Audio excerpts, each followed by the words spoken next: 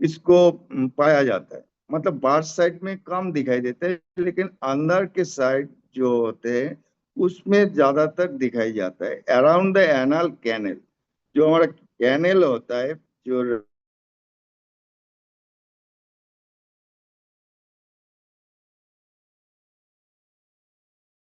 तरह तैयार होता है, सोइलिंग लाइक ए कुशन फ्लेश।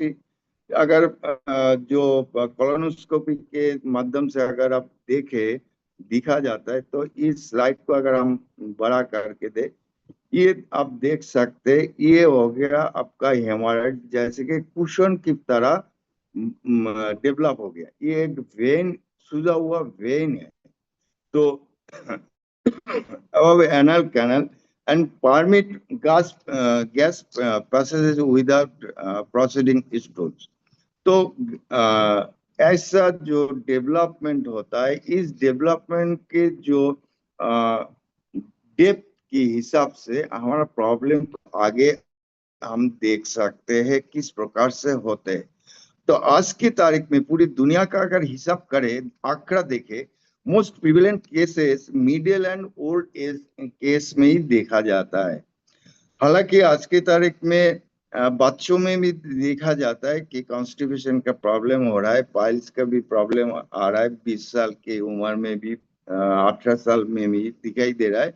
लेकिन लगातार मिडिल एंड ओल्ड एज में ही मैक्सिमम तक देखा जाता है। लेकिन ग्लोबल प्रेजेंस सब अगर आप देखें, तो बहुत ही बात बोलूं तो ये दिन ब दिन बढ़ते जा रहा है, 11% and onwards. It's not a matter of joke, my dear friend. तो इस आंकड़ा के ऊपर अगर हम हम हमारा लाइफ स्टाइल को किस प्रकार से लेके जा रहा है, डिफरेंट टाइप ऑफ पाइल्स, क्योंकि मैंने अभी अभी बताया कि टाइप के ऊपर हमारा प्रॉब्लम, हम जो प्रॉब्लम फेस करते हैं, तकलीफें फेस करते हैं, उसके हिसाब से बनता है। देखिए, इन मैंने अभी क्या बताया, ज्यादातर अंदर की तरफ ही दिखाई देते हैं। तो ये इंटरनल, जो अगर अंदर की तरफ रहते हैं, जब तक ये जो स्पिंक्टर है, ये पार्ट है स्पिंक्टर, जो बंद रहते हैं। जब हम टॉयलेट करते हैं तो ये खुल जाता है। ये ऑटोमेटिक प्रोसेस है, प्रेशर की तरफ, सिग्नल की तरफ ये खुलते हैं, और वरना तो ये बंद हो जाता है। तो ये जो दरवाजा है, इस दरवाजे के ऊपर के हिस्से तक ये हमारा रेक्टम की पूरे पोर्शन है, आप देख सकते हैं। इस जो बॉडी है, इस बॉडी में ही ये देखिए आप, थोड़ा सा वायलेट, थोड़ा सा डार्किश कलर के बन चुके हैं। ये अपना वेन, सूजा हुआ वेन है। यही है हमारा हेमोराइड्स या पाइल्स हम कहते हैं, जिसको जो इंटरनल हेमोराइड्स के रूप से अब बने हैं। अगर यही चीज, यही जो सूजा हुआ वेन अगर बाहर की तरफ दिखाई देते होते हैं, तो इसको हम एक्सटर्नल पाइल्स हेमोराइड कह सकते हैं, कहते हैं। और इसके साथ साथ अगर आप देखें कि प्रोलैप्स होते हैं, जैसे कि तैयार तो हुआ अंदर में, लेकिन बाहर की तरफ बाहर निकल के आया। यहाँ से आप देखें, ये बाहर की तरफ बाहर निकल के आया, ये हो गया प्रोलैप्स। प्रोलैप्स दैट मीन्स ऊपर से नीचे गिर रहा है, प्रोलैप्सिंग मतलब नीचे की जाते हैं। और दूसरी चीज, जो और एक फंडा टाइप्स है, वह थ्रोम्बोस हेमोराइड्स, यानी कि जिस लोकल एरिया में कैसे थ्रोम्बोसिस, जैसे एक आप आसान तरीके से आप देखेंगे तो आज आप लोगों को लगेगा कि घाव जैसे हो गया। तो मतलब उसके आस पड़ोस में जितने सारी लोकल वेन्स है, उसको भी कैप्चर कर लेते हैं, और वो थ्रोम्बोटिक फिगर ले लेते हैं, इसलिए इसको थ्रोम्बोसिस हेमोराइड्स कहते हैं। उसका कलर भी चेंज हो जाता है, लोकल टिश्यूज भी डैमेज हो जाते हैं। तो ये चार प्रकार के, चार टाइप का पाइल्स हमको दिखने को मिलते हैं, और चार टाइप के पाइल्स में अलग मतलब इंटेंसिटी के हिसाब से हमारी तकलीफें अलग अलग प्रकार का होता है।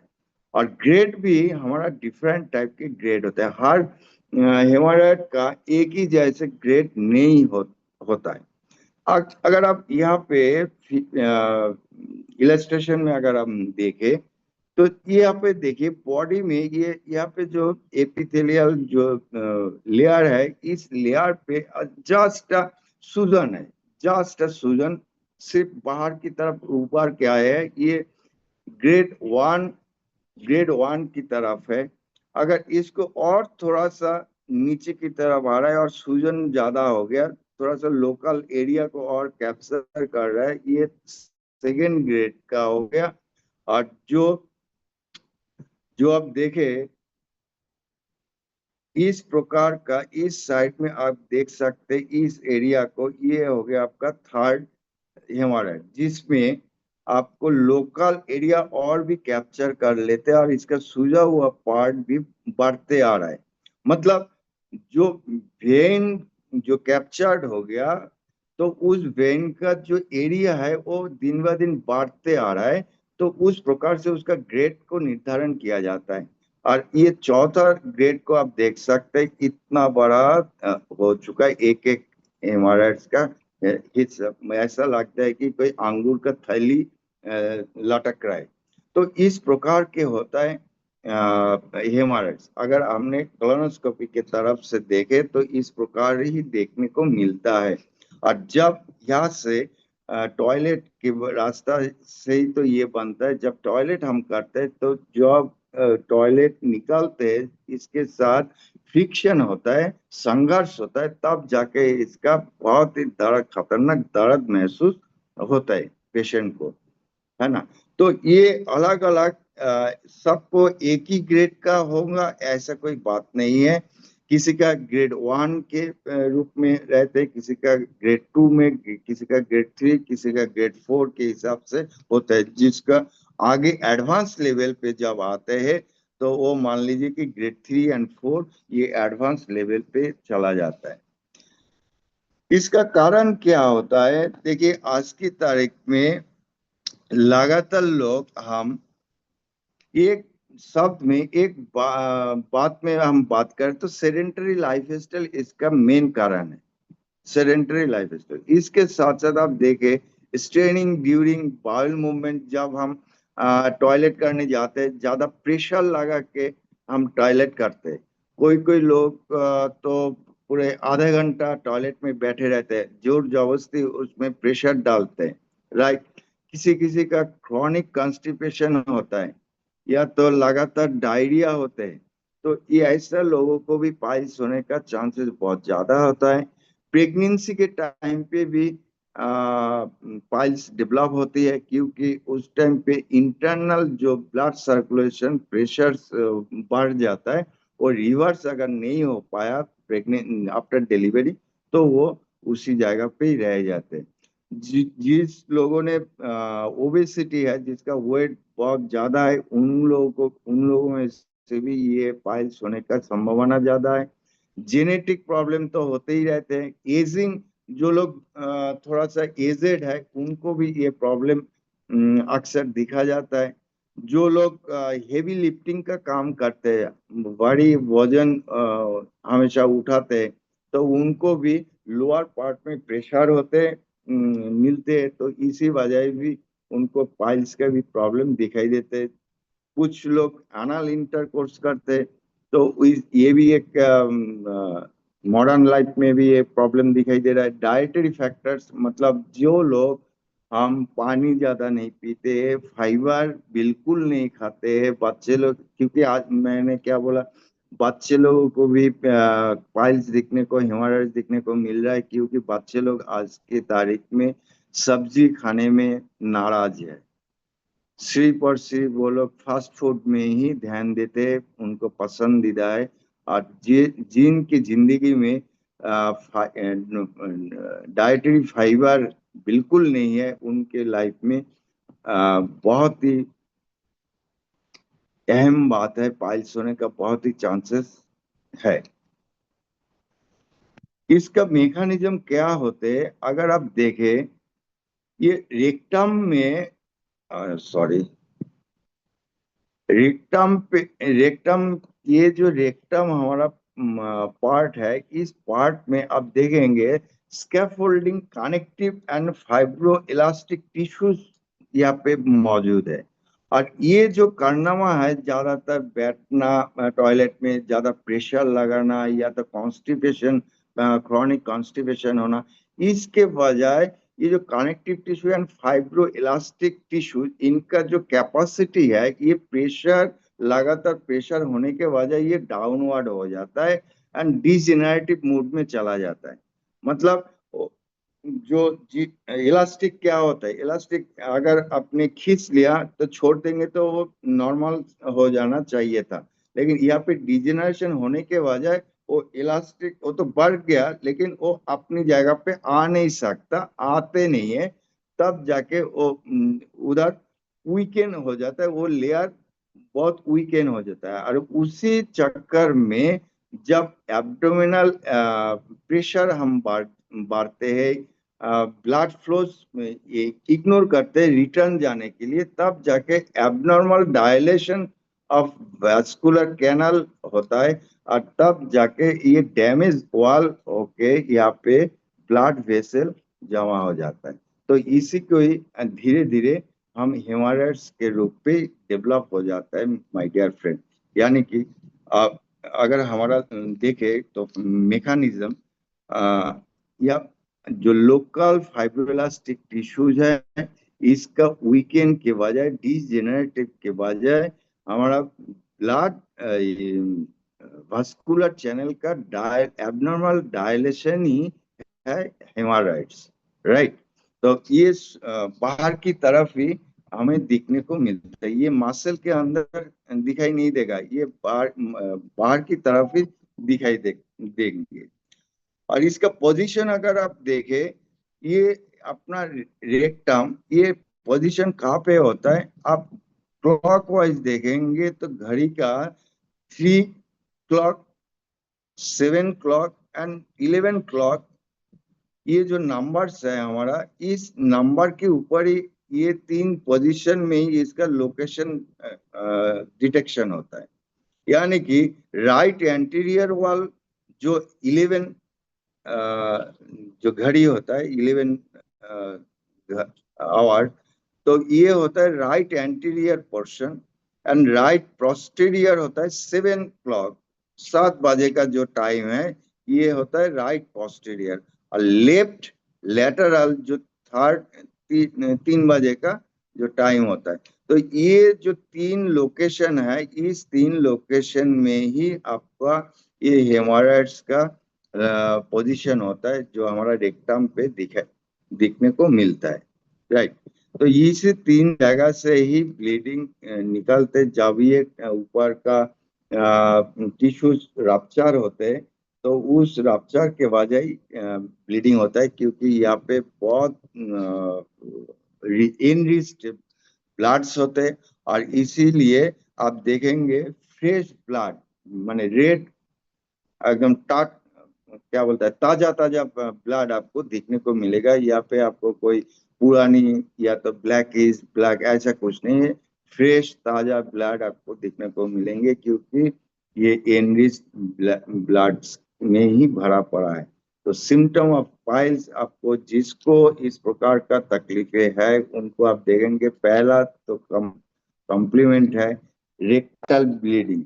टॉयलेट के टाइम पे, टॉयलेट के साथ ये ब्लीडिंग हो सकता है, या तो कभी कभी ब्लीडिंग बिना भी आपका पेन एंड डिस्कम्फोर्ट भी हो सकता है, ब्लीडिंग के साथ पेन एंड डिस्कम्फोर्ट हो सकता है, इचिंग हो सकता है, इरिटेशन हो सकता है, एनल के साइड में सोइलिंग हो सकता है, आपको लाम जैसे सूजा हुआ कुछ ढेले जैसे आपको पैल्पेशन में लग सकता है, या तो रेक्टम प्रोलैप्स, जैसे कि मैंने बताया कि प्रोलैप्स मतलब नीचे की तरफ आने लगेंगे, तो गिर जाने लगता है, ऐसा सिचुएशन को प्रोलैप्स कहते हैं।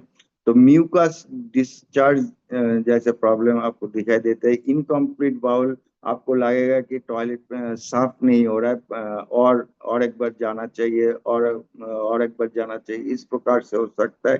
कभी कभी हमारा स्पिंक्टर लूज हो जाता है, उस टाइम पे एनल लीकेज भी होता है, थ्रोम्बोसिस होता है, एंड टेंडरनेस एंड सेंसिटिव, बहुत ज्यादा सेंसेशन भी होते हैं। तो बहुत ही इरिटेबल कंडीशन में पेशेंट इस प्रॉब्लम को लेके झेलते हैं, राइट।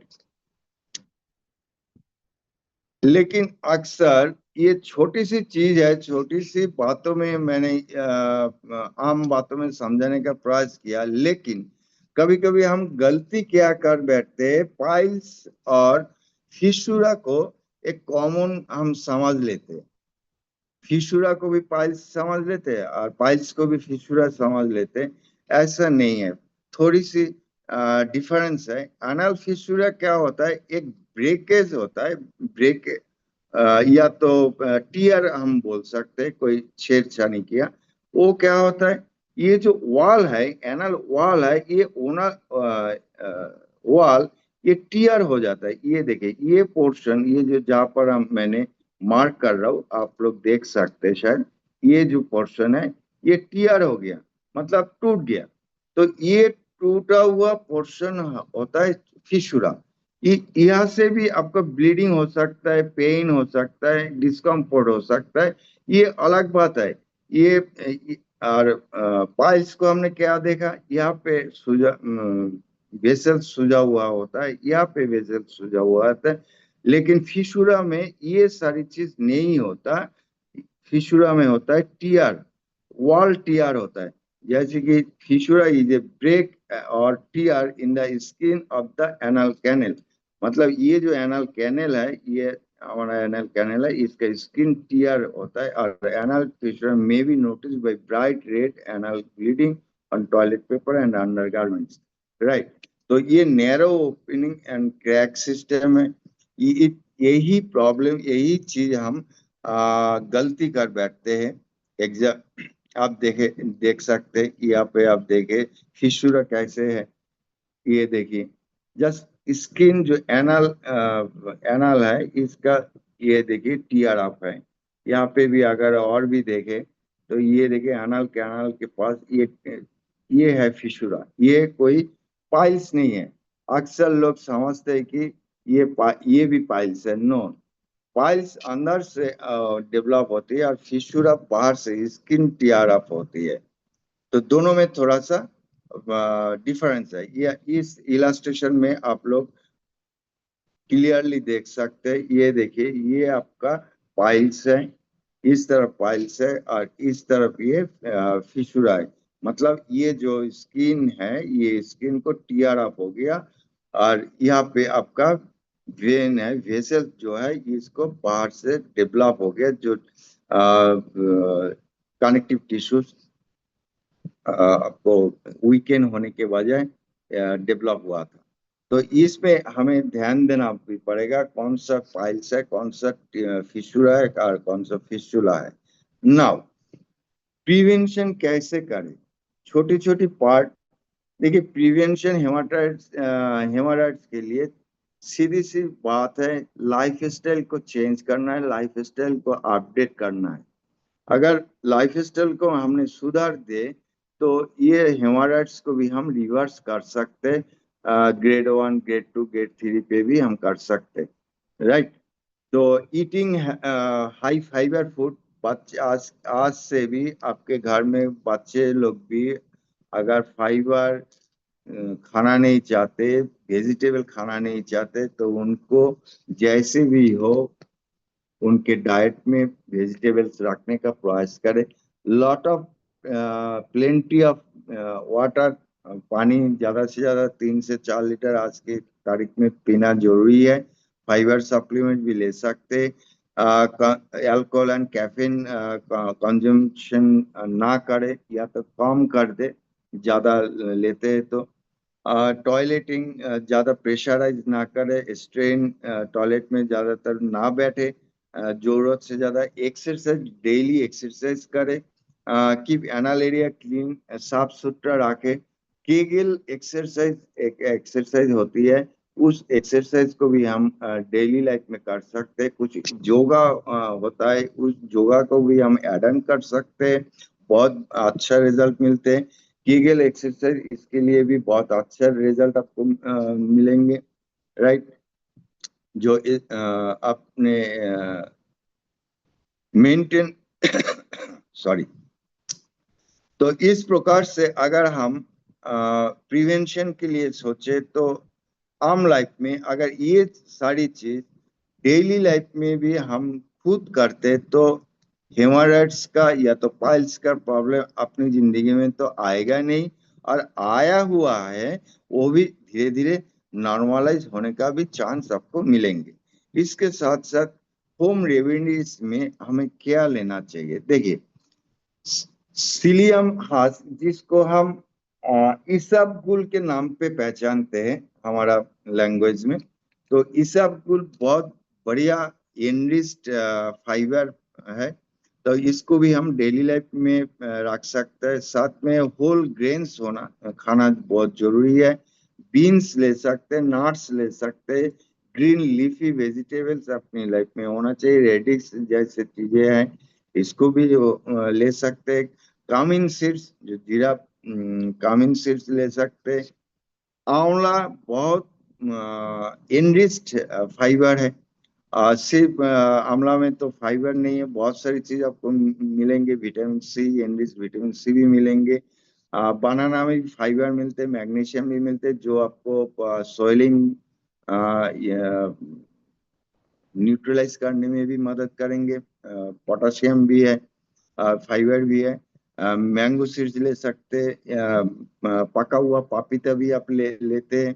और प्लेंटी ऑफ वाटर, और प्लेंटी ऑफ वाटर में अगर मैं बताऊं मेरे पर्सनल एक्सपीरियंस से, इसमें अल्कलाइन वाटर हो तो बहुत अच्छा है, और अल्कलाइन वाटर हम घर में ही बना सकते हैं माय डियर फ्रेंड।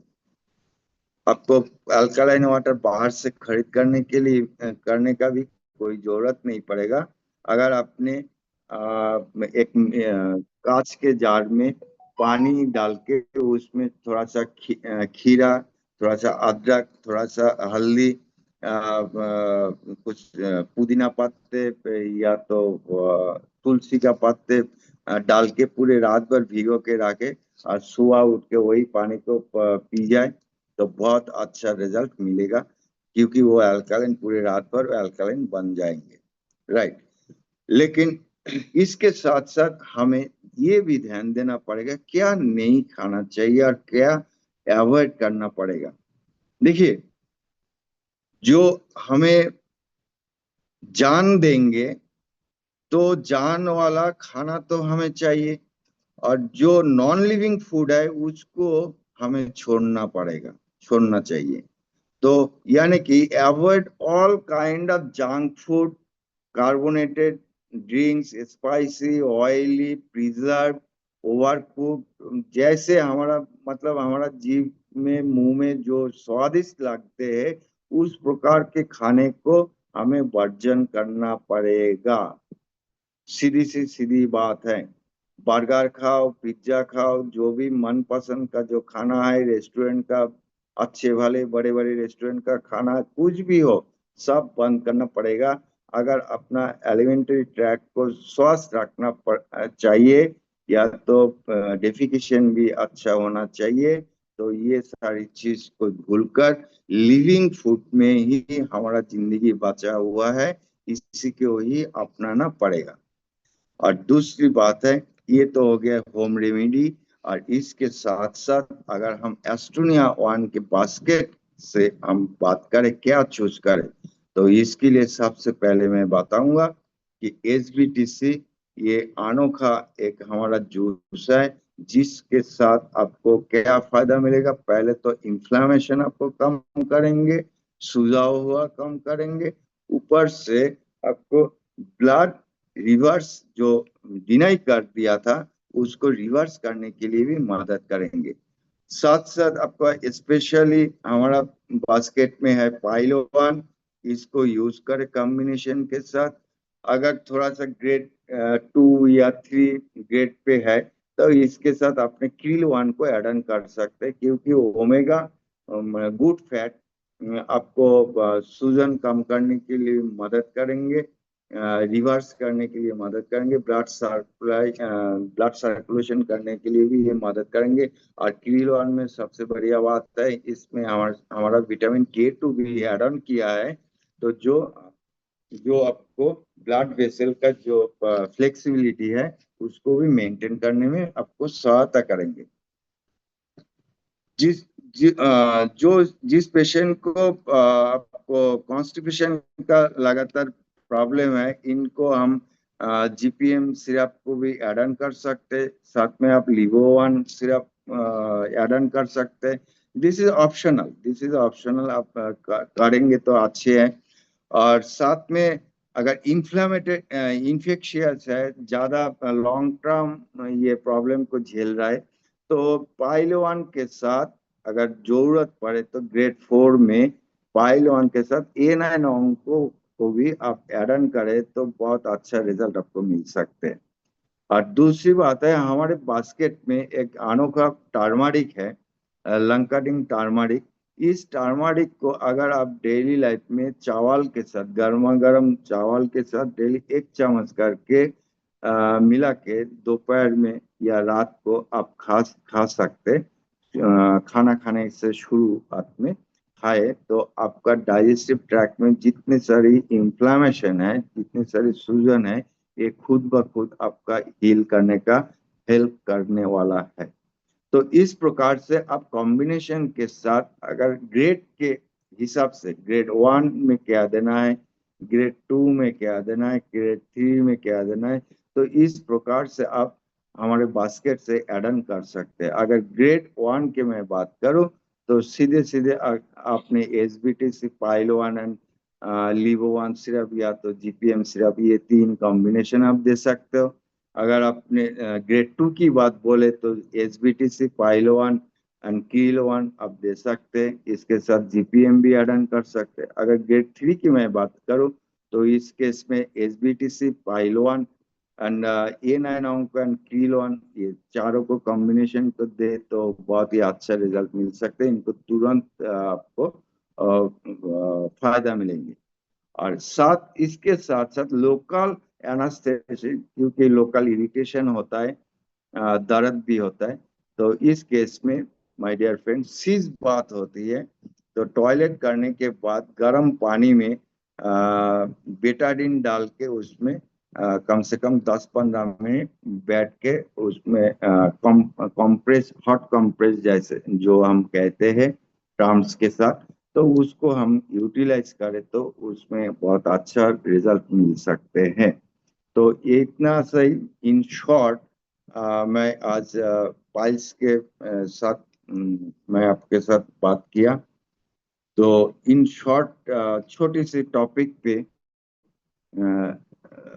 थोड़ी सी टाइम पे, ज्यादा टाइम ना लेते हुए, विद इन अ टाइम, तो मैंने करीना जी को अनम्यूट करने का ऑप्शन दिया। करीना जी आप बात कर सकते हैं।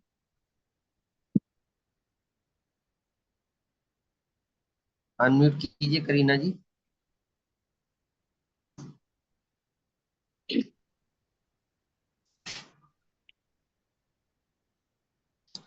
सर, एस्टोनिया परिवार को नमस्कार। और मेरा सवाल ये था सर कि मैं अपने पापा को पाइल्स 1 दी हूँ और पाइल्स 1 दी हूँ, GPM दी हूँ, लीबो सिरप, SBT और क्रिल मैं पापा को दी हूँ। और पापा की समस्या जो है, सिर्फ ब्लडिंग आती है और ब्लडिंग के साथ उनको लैट्रिन बहुत ज्यादा होता है।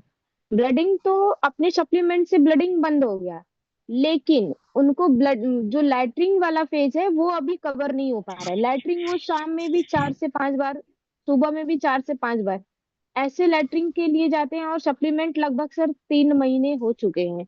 3 महीने मैं पापा को कंटिन्यू कराई हूँ। अभी इस मंथ से ये मतलब कंफर्म करना है सर कि क्या उन्हें कोई और प्रोडक्ट चले या फिर डॉक्टर को दिखाया जाए।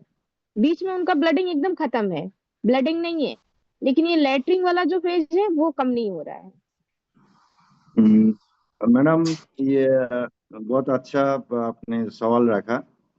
तो मेरा आपसे सवाल है, तो सर का जो ये लैट्रिन वाला सिलसिला है, ये क्या उनका पहले से हैबिट है? नहीं सर, बस जब ये ब्लड आ रहा था तभी ये स्टार्ट हुआ था उनको लैट्रिन होना। फिर उसके बाद ब्लड तो बंद हो गया, लेकिन लैट्रिन उनका नहीं बंद हो रहा है। अच्छा, आप चेक करें उनका जो डाइजेस्टिव ट्रैक है, खान पीन का जो हजम होने का जो सिलसिला है, ये सही कहीं ना कहीं गड़बड़ है। राइट। यस तो सर। आप इनका ना पानी थोड़ा सा बदलने का प्रयास कीजिए, उनको बॉइल्ड वाटर पिलाइए। Yes sir. बॉइल्ड वाटर पिलाइए और हल्दी उनके डाइट में हल्दी ऐड ऑन कीजिए। सर एस्टोनिया का। एस्टोनिया का जो हमारा लंकाडिन टर्मरिक है, उसको यस सर। डेली डेली जब दोपहर में चावल वगैरह खाते हैं, तो उसमें सीधा डायरेक्ट चावल पे 1 चम्मच हल्दी डाल के उसमें मिला के पहला चावल, उस चावल को खाए। उसके बाद जो अपने सब्जी वगैरह जो बनाए तो वो खाए। Yes sir. ऐसे ऐसे डेली खाए, और जो खाना उनके लिए बनाएंगे तो वो खाना हमारा हल्दी से बना है, एक।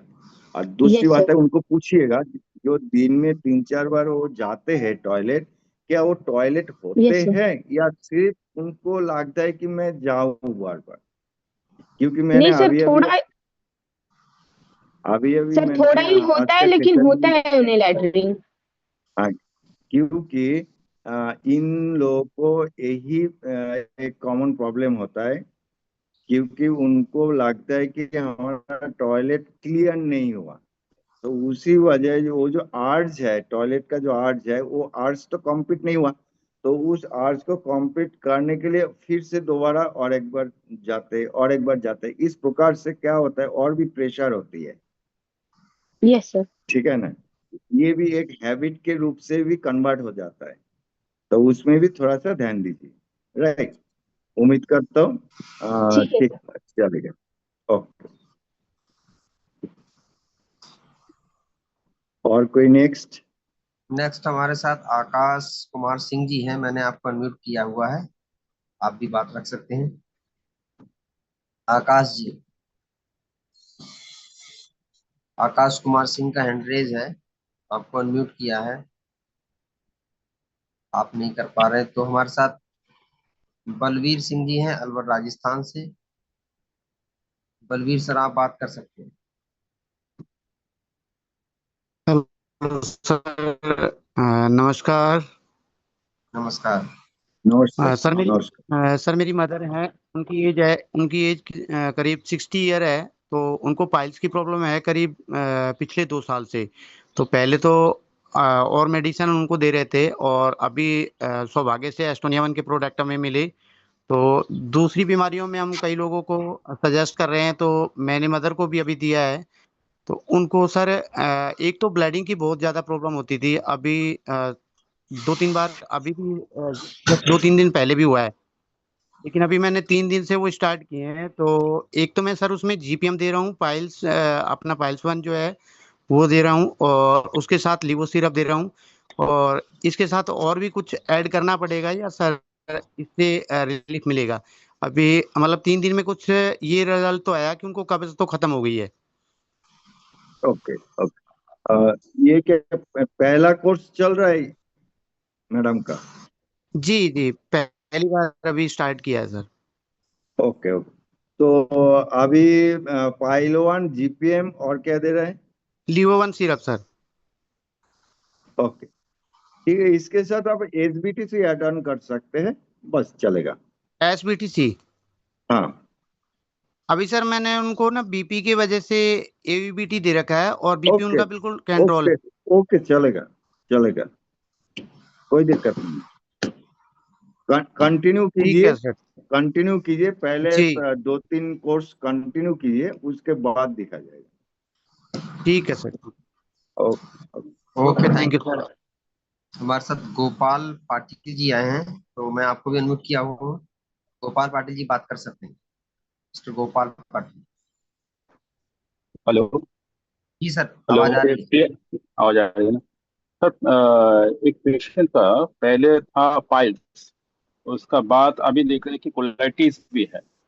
तो वो फॉरवर्ड कर गया है, कोलाइटिस भी है और पाइल्स भी है। तो उसमें क्या हो रहा है, बार बार उनको टॉयलेट जाने का ये तो रहता है या टेंडेंसी रहता ही है, और जितना बार टॉयलेट जाता है उतना ब्लीडिंग भी हो रहा है। ठीक है, तो कोलाइटिस का साथ है, तो कोलाइटिस को पहले खत्म नहीं करेंगे तो पाइल्स लेके और पेनफुल हो जा रहा है। ये थोड़ा कॉम्प्लिकेटेड है सर, क्या कर सकते हैं?